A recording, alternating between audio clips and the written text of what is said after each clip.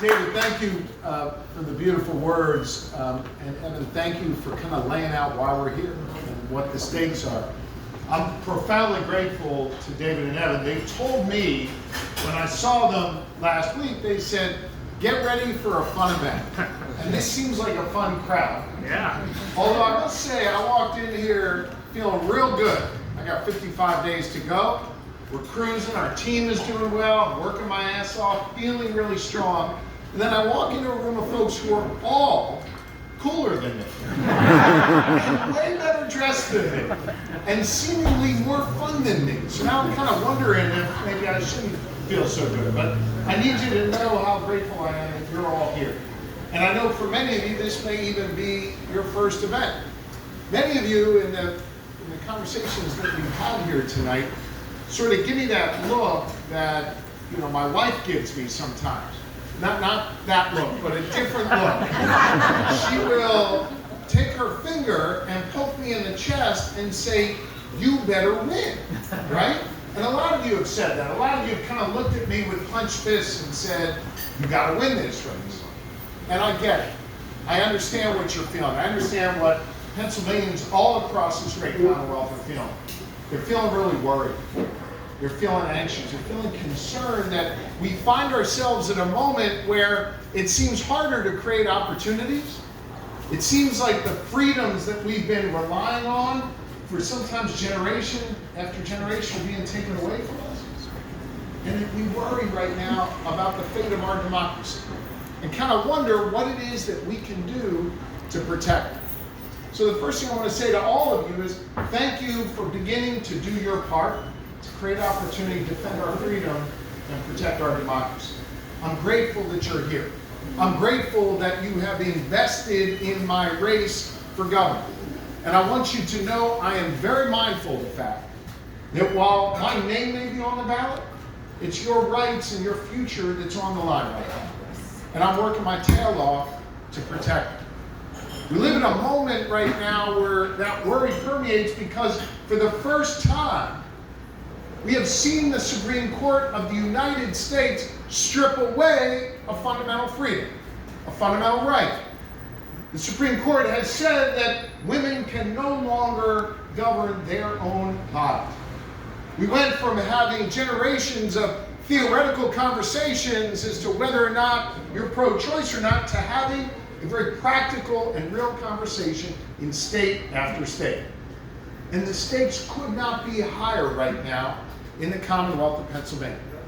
This guy I'm running against, you know, he has said his number one priority isn't cutting your costs, isn't investing in education so every child has an opportunity in life, isn't trying to deal with raging gun violence in our communities, isn't trying to create opportunity for all, including our black and brown communities who have been left out for too long. No, he has said his number one priority is to ban abortion in Pennsylvania. And to do so with no exception. Not to save the life of the woman. Not in the case of rape or incest. In fact, he wants to go a step further and jail doctors who perform abortions. This isn't a theoretical conversation anymore, because here in the Commonwealth of Pennsylvania, where we all live, we have a legislature that is going to put a bill on the desk of the next governor to do just that. My opponent will sign it into law and take us backwards. I will veto that bill and trust the women of Pennsylvania to make decisions over their own bodies. That is what I do.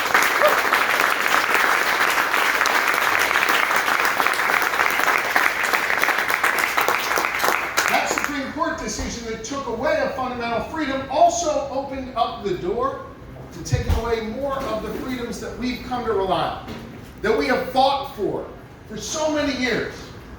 And in the case of marriage equality, just was able to accomplish in the last decade or so. Yet my opponent has already come out and said that he supports, his words, not mine, traditional marriage. Do you know what I support? If you love your partner and you want to get married, you should be blessed to have that opportunity.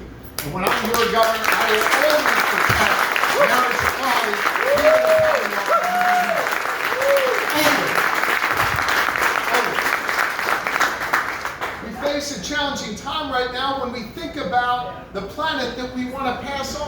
to our children. Lori and I are blessed with 4 amazing kids, and we are all blessed with a state constitution that guarantees each and every one of us the right to clean air and pure water. We all have that right as a Pennsylvanian. I know about that. One of the reasons why I filed criminal charges against those fracking companies that took advantage of our clean air and pure water. By the way, won when we filed those charges. Yet this guy I'm running against has called climate change fake science. That's what he says. I believe this is a real, serious, present threat and danger. And we have got to do our part to protect it. Another clear contrast in this race. I believe that the strength of our freedoms emanates from our democracy. Our democracy provides those freedoms. And our democracy is predicated upon each and every one of you and your vote. That's what makes this country great, is that you get to pick our leaders. You get to decide the future path of our democracy. I know a little something about this, protecting the right to vote, protecting our democracy. Because in the last election, back in 2020, as your Attorney General, I got sued over 40 times by the former president and his enablers to try and take away your right to vote. Try and make it harder for black and brown Pennsylvanians to vote. And then after your votes were cast, they sued me to make it so your vote wouldn't be counted. Let me tell you something. I went to court 43 times against the former president and his neighbors. He went 0-43, I went 43-0, and we protected the right to vote.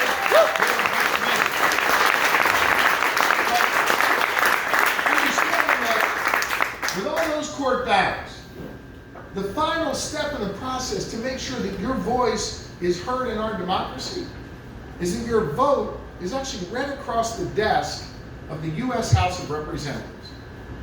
That process, which historically had always been a formality, took place on January the 6th, 2021.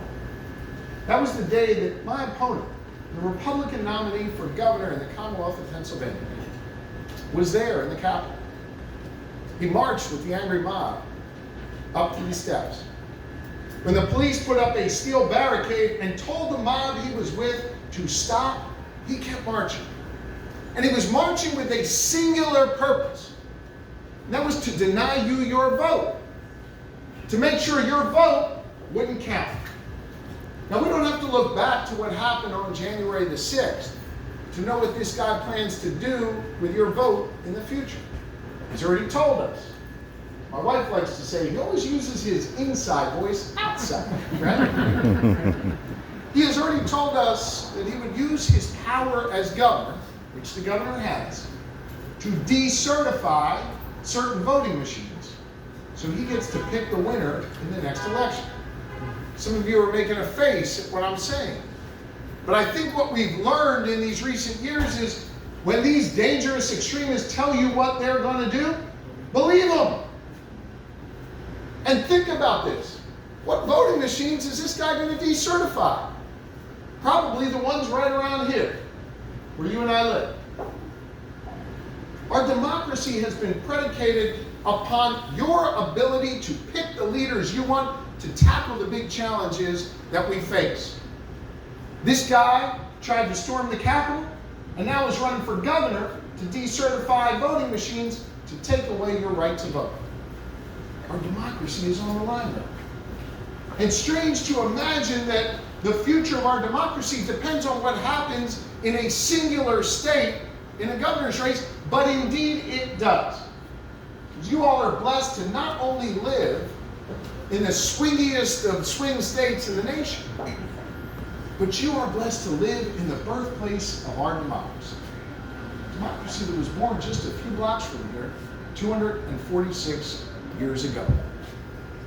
If you look at the American story, if you look at this 246-year experiment in democracy, chapter after chapter tells a similar story.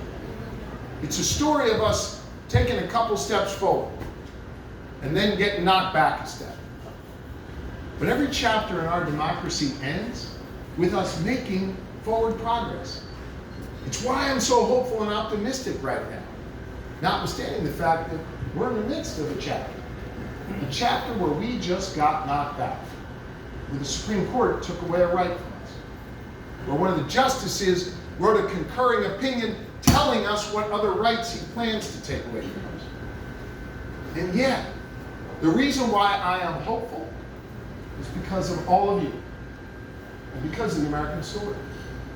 In chapter after chapter of our American story, the writings have been done not by people with titles next to their name, but by ordinary Americans coming together, arm in arm, folks from different walks of life, demanding more, demanding change, seeking justice. That's the story of this great nation. And it's being tested again right now, here in the Commonwealth of Pennsylvania. We face a stark choice in this election as to whether we want to go backwards, or whether we want to make forward progress. And while my name is on the ballot, as I said before, the truth is you're the ones with all the power. You're the ones who get to decide how this next chapter gets written. I'm hopeful because I believe in all of you. I'm grateful that you're here tonight. I'm thankful that you've written a check and you've allowed David and Evan to twist your arm a little bit to keep that link open and write another check.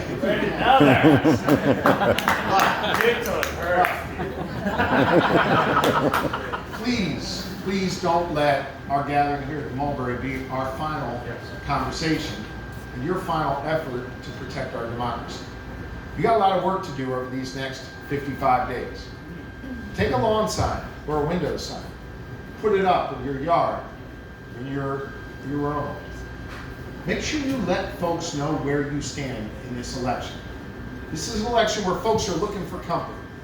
And if you let them know you're out there and they got company, that's going to have a real impact on this election. Have a quiet conversation when you're sitting at the bar or at the checkout counter, or when you're walking down the street and you see someone that you maybe haven't talked to in a while. Let them know how important it is to vote in this governor's race and what is at stake. And I would respectfully say to you that you can't sit this one out. You've got to be off the sidelines in the game doing your part. Here's the last thing I want to say to you, and then I'll let everybody have some fun, because y'all promised us we'd have some fun, and I'm not sure how fun this is. Folks ask me a lot, why do you do what you do? And the truth is, I do what I do for two reasons. The first is because of my family. Laura and I are blessed with 4 amazing children. Their names are Sophia, Jonah, Max, and Ruben. And those of you who are moms and dads, you'll understand what I mean by this. I look in my kids' eyes every day, and I worry. I worry about their planet. I worry about their safety. I worry that, we brought these children into the world at a time where maybe they have fewer opportunities than the world I was blessed to be brought into 49 years ago. And I worry about your kids and your grandkids too, a lot. The second reason I do what I do is because of my faith. Now listen, I'm not here to preach at anybody or tell you what to believe. Or hell, I'm not even here to tell you to believe it all. But I want you to know what I believe.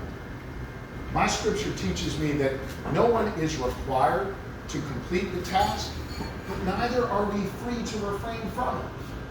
That means each of us has some level of responsibility to get off the sidelines, get in the game, and do your part. So if you care about combating climate change, if you care about making sure every kid gets a good quality education, if you care about combating gun violence, if you care about protecting LGBTQ rights, if you care about protecting your right to control your own body, if you care about your right to vote in our democracy, I need you off the sidelines and in the game. Not just to vote, but to appreciate the power in your voice and to use it. You're the ones with the power. So I'm here tonight to say thank you, and I'm here tonight to ask you to realize and to use your power. And if you do that hard work for me over these next 55 days, I'm telling you, I will bust my ass for you for governor over the next 4 years. Thank you all very much.